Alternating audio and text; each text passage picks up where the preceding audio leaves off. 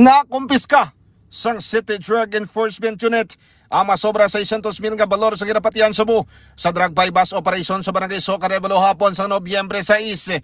Ang subject amo si alias Boy Boy, 36 anyos, kag residente sa nasambit nga lugar. Sono kay Police Captain Roque Jimeno III ng YC sang City Drug Enforcement Unit. Nabakla ng subject sa isa ka plastic sa Ginapatian, Cebu gamit ang 8,000 pesos nga bypass money. Na-recover dugang ang sampagid ka mga plastic sa Ginapatian, Cebu nga nagabugat sang isa ka 2 gramos kag 680,000 pesos ang market value.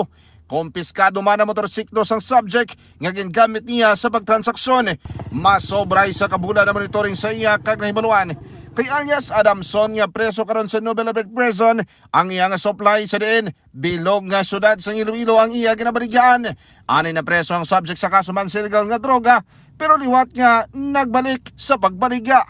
Dinhi sila kag sila ni ang mga kabayo na ginapadulong sang source nila sa Nobel Albert Prison.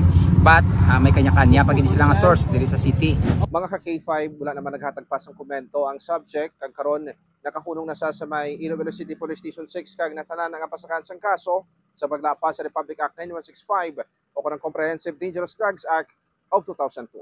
Ako naman si ka-K5 Aaron Refoyo para sa Kampiyon na Balita, Serbisyo Publiko kag Kalingawan sa Iloilo, K5 News FM. Balita ang ginadulong sa inyo sang DTX Coffee Mix. Himo sa natural nga sangka pareho sang amarkuso, chia seeds, sugared cane extract powder. DTX Coffee Mix. Nakakapi ka na, naka-detox ka pa. DTX Coffee Mix. Mabakal sa mga butika.